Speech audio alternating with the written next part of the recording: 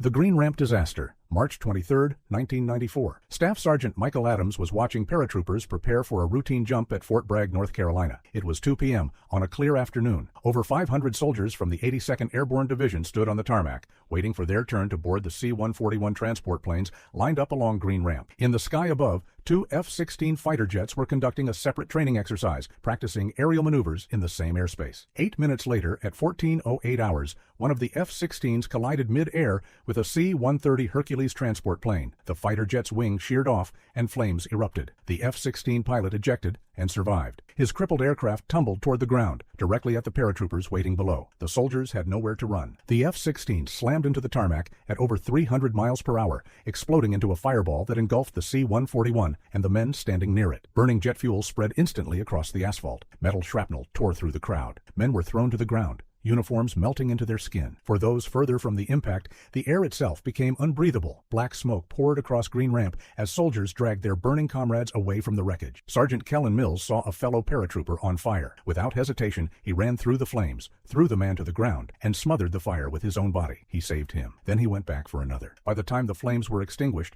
24 soldiers were dead. More than 100 were injured, many with burns covering over half their bodies. The investigation found that communication failures between the F-16 pilots and air traffic control had allowed the jets to fly too close to the transport planes. The disaster led to stricter airspace separation rules across all U.S. military bases. Today, a memorial stands at Green Ramp. It lists the names of the 24 paratroopers who didn't make it. But not every military disaster happens in an instant. Some unfold slowly, driven by human cruelty masked as discipline. The Ribbon Creek Incident, April 8, 1956. It was shortly after 8 p.m. at Parris Island, South Carolina. Marine Corps Recruit Depot, a group of 75 new recruits, mostly teenagers, stood in formation outside their barracks, exhausted after a full day of training. Staff Sergeant Matthew McKeon, their drill instructor, was furious. The platoon had performed poorly during inspections. He decided they needed discipline, the old-fashioned way. "You're soft," he told them. "Tonight, we're going on a little march." He ordered the recruits to follow him into the swamps surrounding the base. It was dark. The air was thick with humidity. Mosquitoes swarmed. The recruits had no idea where they were going. McKeon led them to Ribbon Creek, a tidal estuary that cut through the marshland. The water looked shallow in the moonlight. It wasn't. "Get in," McKeon ordered. The recruits obeyed. They waded into the creek, uniforms soaked, boots filled with mud. But within seconds, the creek bed dropped. The water went from waist deep to over their heads. Some of the recruits couldn't swim. Panic spread instantly.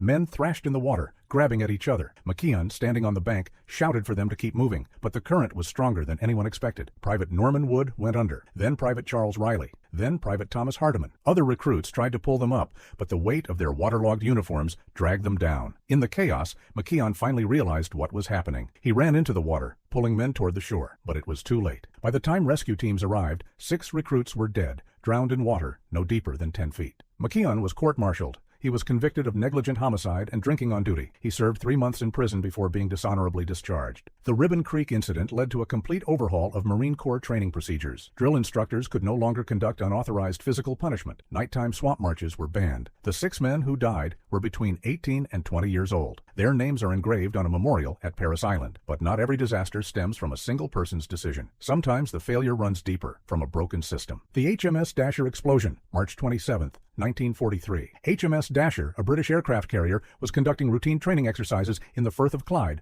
off the coast of Scotland. It was 4:40 p.m. The carrier had just completed a series of landing drills with its aircraft. Over 500 sailors and aircrew were on board. Below deck, aviation fuel was being transferred between storage tanks. The Dasher was originally built as a merchant ship and hastily converted into an aircraft carrier. Its fuel systems were not designed for the volatile aviation gasoline now stored in its hold. At 4:42 p.m., a massive explosion ripped through the ship's hangar deck. The blast was so powerful, it blew a hole through the ship's side, and flames erupted from every hatch. Within seconds, the entire vessel was engulfed in fire. Sailors on deck were thrown into the water. Those below had no chance. The heat was so intense that steel bulkheads buckled. Men trapped in the lower compartments pounded on sealed hatches as smoke filled the passageways. HMS Dasher sank in less than 8 minutes. Rescue ships rushed to the scene, pulling survivors from the freezing water. But most of the crew never made it out. Of the 528 men on board, only 149 survived. 370 79 sailors and aircrew died. The British Admiralty classified the disaster as secret. Families were told their loved ones had died in a training accident. No details were provided. The wreck of HMS Dasher was declared a war grave, and the site was sealed. It wasn't until decades later that the full story emerged. The explosion had been caused by aviation fuel vapors igniting in a poorly ventilated compartment. The ship's conversion from merchant vessel to aircraft carrier had left critical safety flaws. Today, HMS Dasher remains on the seabed. A memorial stands in Ardrossan, Scotland, listing the names of the 379 men who died in a tragedy the government tried to erase. Half a world away, as the Cold War accelerated, another government would make the same choice: silence over truth. The Nedelin Catastrophe, October 24,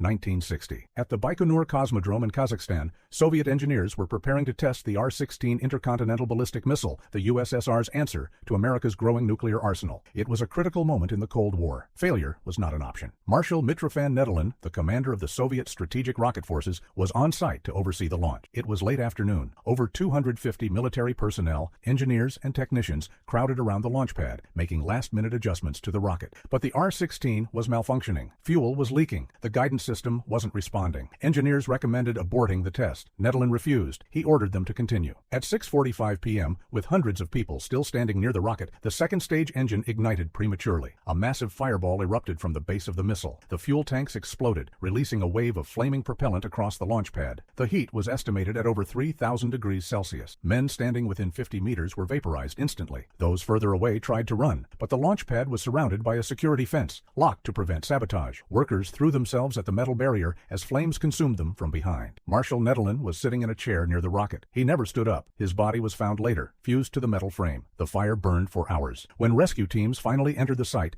they found charred remains scattered across the tarmac. The heat had been so intense that many bodies were unidentifiable. The exact death toll remains uncertain. Early Soviet claims said 54. Later, official estimates from Russia's space agency put it at 126. Western intelligence agencies, citing defectors, estimated it could have been as high as 300. The disaster was classified as a state secret. Families were told their loved ones had died in a plane crash. The site was cleaned, and testing resumed within weeks. It wasn't until the 1990s, after the collapse of the Soviet Union, that the truth emerged. The Nedelin Catastrophe remains the deadliest space launch disaster in history. The Operation Tiger, April 28, 1944. Off the coast of Slapton Sands, England, the Allies were conducting a full-scale rehearsal for the D-Day invasion. Code-named Exercise Tiger, it was meant to simulate the assault on Utah Beach. Over 30,000 American soldiers participated. At 2 a.m., a convoy of 8 LSTS, landing ship tank, was moving through Lime Bay, carrying troops and equipment. The ships were slow, heavily loaded, and vulnerable. A single British corvette, HMS Azalea, was supposed to escort them, but due to miscommunication, the corvette had been reassigned. The convoy was unprotected. 9 German E-boats, fast attack craft armed with torpedoes, had been patrolling the English Channel. They detected the convoy on radar. The Americans had no idea they were being hunted. At 2:04 a.m., the first torpedo struck LST-507. The explosion tore through the fuel tanks, igniting a massive fire. Soldiers sleeping below deck were incinerated. Others jumped into the freezing water, weighed down by their gear. Minutes later, LST-531 was hit. It sank in 6 minutes. Over 400 men went down with it. The remaining ships scattered, but the E-boats pursued. Torpedoes slammed into LST-289, killing dozens more. The attack lasted less than 30 minutes. By the time the German boats withdrew, the water was filled with burning wreckage and bodies. Rescue ships arrived at dawn. They pulled survivors from the oil-slicked sea. Many had drowned. Others had frozen to death in the 42-degree Fahrenheit water. Some had inflated their life jackets incorrectly, causing them to flip face down and drown. 749 American soldiers and sailors died. The disaster was classified as top secret. Families were told their loved ones had died in a training accident. The bodies were buried in unmarked graves. Eisenhower feared that news of the massacre would damage morale ahead of the real D-Day invasion. It wasn't until the 1980s that the full story became public. Survivors spoke out. Documents were declassified. Memorials were erected. The Kursk submarine disaster, August 12, 2000. The Russian submarine Kursk, one of the largest and most advanced attack submarines in the world,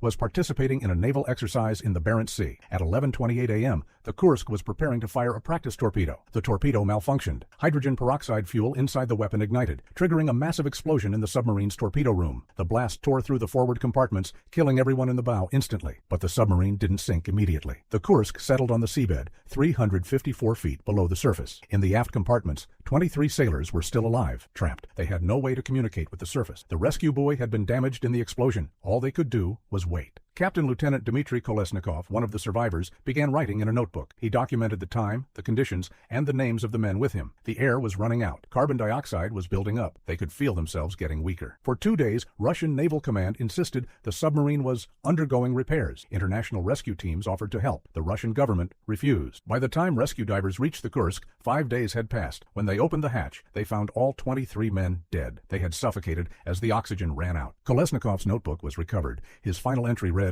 "It's dark to write, but I'll try by touch. It seems there are no chances. 10 to 20%. Let's hope someone will read this." All 118 crew members of the Kursk died. The submarine was eventually raised from the seabed in 2001. It was cut into sections and analyzed. The investigation confirmed that the initial torpedo explosion had been caused by a leaking fuel compartment, a known design flaw that had been ignored. The Russian Navy reformed its emergency response procedures. International cooperation protocols were established, but for the families of the 118 men who died, the reforms came too late. The USS Iowa turret explosion, April 19, 1989. The USS Iowa, one of the most powerful battleships in the U.S. Navy, was conducting a live-fire exercise 300 miles northeast of Puerto Rico. It was 9:53 a.m. A sailor named Clayton Hartwig was in Turret 2, loading powder bags into the battleship's massive 16-inch guns. These guns could fire a 2,700-pound shell over 20 miles. Each gun required 6 powder bags, silk sacks filled with highly explosive propellant. Loading them was a precise, dangerous operation. Hartwig and his crew had done this hundreds of times, but at 9:55 a.m., something went wrong. A violent explosion tore through Turret 2. The blast was so powerful, it blew the turret's roof off and sent a fireball shooting through the ship's interior. Men inside the gunroom were incinerated instantly. The force of the explosion shook the entire battleship. Sailors in adjacent compartments heard the blast and rushed to help, but when they opened the hatch, thick black smoke poured out. The heat was unbearable. Inside, 47 sailors were dead. The Navy's investigation concluded that Hartwig had deliberately caused the explosion. A suicide. They claimed he was distraught over personal issues and had sabotaged the powder load. His family fought the findings. Independent investigators reviewed the evidence and found no proof of sabotage. The explosion was most likely caused by an accidental overramming of the powder bags,